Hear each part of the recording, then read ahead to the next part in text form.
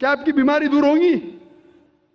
وہ ہم مسلمان کرتے، پڑھ رہے ختم قرآن، لیکن قرآن پہ عمل نہیں کر رہے. اب ڈاکٹر آپ کو پرسکرپشن دے گا.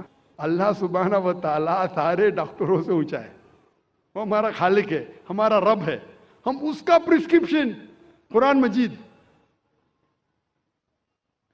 یہ ساری انسانیت کے لیے اللہ سبحانہ و تعالیٰ کا سب سے آخری پرسکرپشن ہے. کیونکہ میں ڈاکٹر ہوں، میں میڈیکل لینگویج میں بات کر رہا ہوں. کون مجھے فتوے مت لگانا بھائی، میں اردو زبان میں کمزور ہوں. بولیں گے ذاکر بھائی کہتے ہیں پرسکرپشن ہے. یہ اللہ سبحانہ و تعالیٰ کا، ہمارے خالق، ہمارے مالک کا پرسکرپشن ہے، آخری پرسکرپشن ہے سارے انسانوں کے لیے. اس کو پڑھو، اس کے اوپر عمل کرو، انشاءاللہ آپ ہدایت پائیں گے. اور اللہ تعالیٰ فرماتے ہیں سورہ ماؤن میں، سورہ نمبر 107 آیت نمبر 4 سے 7 میں، کہ وہ لوگ ہیں جو نماز صرف دکھانے کے لیے پڑھتے ہیں، جو نماز میں غفلت کرتے ہیں. فَوَيْلٌ لِّلْمُصَلِّينَ الَّذِينَ هُمْ عَنْ صَلَاتِهِمْ سَاهُونَ الَّذِينَ هُمْ يُرَاءُونَ وَيَمْنَعُونَ الْمَاعُونَ. وہ لوگ جو نماز میں غفلت کرتے ہیں، وہ لوگ نماز جو صرف دکھانے کے لیے پڑھتے ہیں اور اپنے پڑوسی کو مدد بھی نہیں کرتے، ان لوگوں پہ لعنت ہے. اور اللہ تعالیٰ فرماتے کہ وہ منافق ہے جو عمل نہیں کرتے، جو صرف دکھاوے کے لیے نماز پڑھتے. نماز پڑھنا ہر مسلمان کے لیے فرض ہے. کوئی بھی آپ کو ایکسکیوز نہیں ہے، کوئی بھی آپ ایکسکیوز نہیں دے سکتے، کوئی بھی بہانہ نہیں دے سکتے. کوئی بھی مرد کے لیے نماز نہیں پڑھنے کا کوئی بھی ایکسکیوز نہیں. صرف خواتین کے لیے 2 ہے، حیض کی حالت میں اور بچہ پیدا ہونے کے بعد، ڈلیوری کے بعد. یہ 2 کے علاوہ کوئی بھی انسان، چاہے مرد عورت، جب بالغ ہو جاتا ہے اس کے بعد کوئی بھی انسان کو نماز نہیں پڑھنے کی اجازت نہیں ہے. کوئی بھی بہانہ نہیں چلے گا، کوئی بھی بہانہ نہیں، فرض ہے. اللہ تعالیٰ نے کئی راستے دکھائے. اللہ تعالیٰ فرماتے ہیں سورہ مائدہ میں سورہ نمبر 5 آیت نمبر 6 اور سورہ نساء سورہ نمبر 4 آیت نمبر 43 میں، کہ اگر پانی نہیں ہے تو اپنا ہاتھ مٹی پہ ڈالو اور تیمم کرو. اگر وضو کرنے کے لیے پانی نہیں، تیمم کی اجازت ہے. مٹی پہ ہاتھ ڈالو، منہ پہ ہاتھ پھیرو، ہاتھ پہ وضو ہو گئی. آپ بہانہ نہیں کر سکتے کہ پانی نہیں اس لیے میں نماز نہیں پڑھ سکتا ہوں. پانی نہیں تو تیمم کرو، نماز پڑھنا فرض ہے. اکثر ہم دیکھتے ہیں، میں کہتا ہوں میرے مسلمان بھائی سے، بھائی صاحب نماز پڑھو. نہیں میں وضو میں نہیں ہوں. ارے وضو میں نہیں تو وضو کرو. نہیں وہ کیا ہے، میں جا رہا تھا نا تو وہ سڑک پہ چھینٹے پڑے تو میری قمیض گندی ہو گئی. ارے گندی ہو گئی تو دھو. بہانے مسلمان بہانے بناتے. پوچھیں گے نہیں ذرا میری حالت صحیح نہیں ہے اس لیے نماز نہیں پڑھنا چاہتا ہوں. وضو نہیں تو وضو کرو. اگر کپڑے گندے ہو گئے تو کپڑے دھو. اگر نہانے گئے تو نہاؤ لیکن نماز پڑھو. اس معاملے پہ ایک شاعری آپ میں پیش کروں گا. پھر سے غلطی ہو تو معاف کرنا. پڑھی تھی میری نماز جنازہ بھی اوروں نے، پڑھی تھی میری نماز جنازہ بھی اوروں نے، پڑھی تھی میری نماز جنازہ بھی اوروں نے. مرے تھے جن کے لیے وہ وضو کرتے رہ گئے. مرے تھے جن کے لیے وہ وضو کرتے رہ گئے. جس کے لیے ہم محنت کرتے وہ اپنے وضو کے اندر ہی رہ گئے، نماز کے لیے نہیں آئے. یہ شاعر نے کہا تھا وہ لوگ کے لیے جو احسان فراموش ہے. اس سے بڑا احسان فراموش کون ہو سکتا ہے؟ جو اللہ نے ہمیں اتنی عزت دی، ہمیں اتنے نعمتیں دی اور ہم اس کا شکر ادا نہیں کرتے، نماز بھی نہیں پڑھتے، بہانے نکالتے. اللہ تعالیٰ فرماتے ہیں سورہ نساء میں سورہ نمبر 4 آیت نمبر 101 میں کہ اگر آپ سفر کر رہے تو آپ نماز کم کر سکتے. آپ قصر کر سکتے ہیں. اگر آپ سفر کر رہے ہیں تو ظہر، عصر اور عشاء کے 4 رکعت آپ 2 رکعت کر سکتے ہیں. اللہ نے آپ کو آسانی فرمایا ہے. آسان کرنے کے لیے جب آپ سفر کر رہے ہیں آپ آدھی کر سکتے ہیں، 4 رکعت کو 2 رکعت کر سکتے ہیں. اللہ تعالیٰ فرماتے ہیں سورہ نساء میں سورہ نمبر 4 آیت نمبر 102 میں کہ اگر جنگ کی حالت میں آپ ہے، اللہ کے رسول سے فرماتے اللہ پھر بھی نماز پڑھو. آپ ایک گروہ کو لو اور اپنے ہتھیار کے ساتھ نماز پڑھو اور دوسرے گروہ کو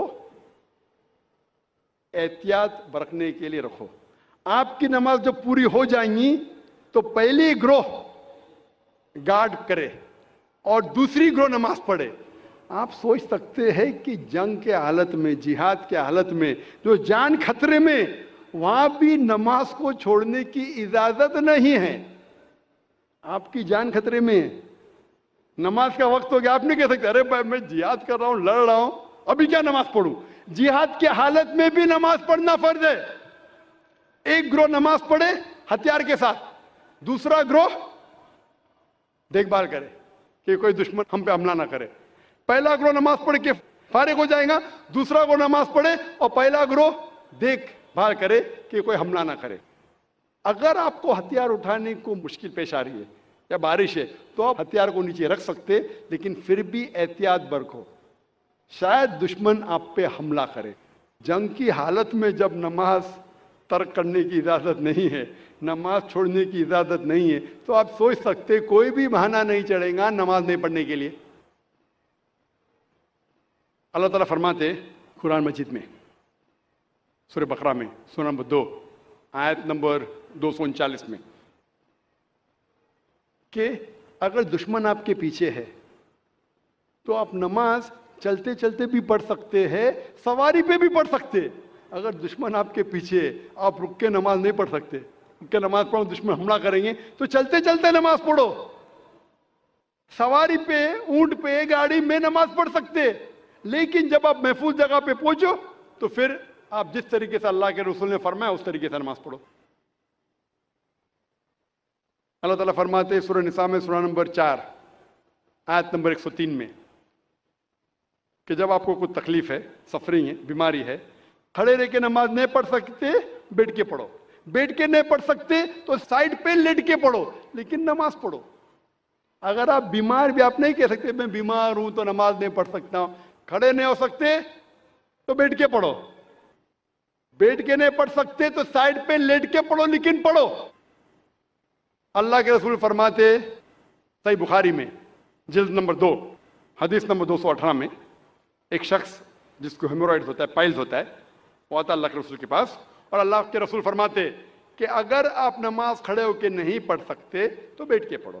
بیٹھ کے نہیں پڑھ سکتے تو کم از کم سائڈ پر لیٹ کے پڑھو. اللہ پھر سے پیغام دہراتے سورہ ال عمران میں سورہ نمبر 3 آیت نمبر 191 میں کہ آپ اللہ کو یاد کرو، نماز پڑھو کھڑے ہو کے، بیٹھ کے، سائڈ پہ لیٹ کے. نماز نہیں پڑھنے کا کوئی بھی بہانہ نہیں چلے گا، نماز پڑھنا فرض ہے.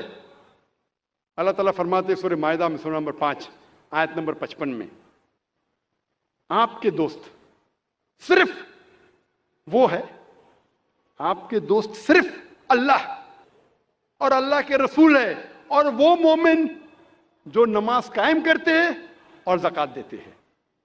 اللہ فرماتے ہیں آپ سے سورہ مائدہ میں سورہ نمبر 5 آیت نمبر 55 میں آپ کے دوست صرف اللہ، اللہ کے رسول اور وہ مومن ہیں جو نماز قائم کرتے ہیں اور زکوٰۃ دیتے ہیں. جو لوگ نماز نہیں قائم کرتے اور زکوٰۃ نہیں دیتے وہ آپ کے دوستوں میں سے نہیں ہیں. اللہ کے رسول فرماتے ہیں صحیح حدیث میں سنن ابو داؤد کی جلد نمبر 1 چیپٹر نمبر 300 حدیث نمبر 836 اللہ کے رسول فرماتے ہیں کہ قیامت کے دن سب سے پہلا حساب جو لیا جائے گا وہ صلاح کے بارے میں. سب سے پہلا حساب کتاب جو ہوگا قیامت کے دن پہ وہ ہے صلاح کے بارے میں. اللہ کے رسول فرماتے ہیں صحیح مسلم میں جلد نمبر 1 کتاب الایمان چیپٹر نمبر 36 حدیث نمبر 146 146 اللہ کے رسول فرماتے کہ مومن اور کافر کے درمیان، ایمان اور کفر کے درمیان جو فرق ہے وہ صلاح ہے. مثلا فرق ہے مومن اور کافر کے درمیان.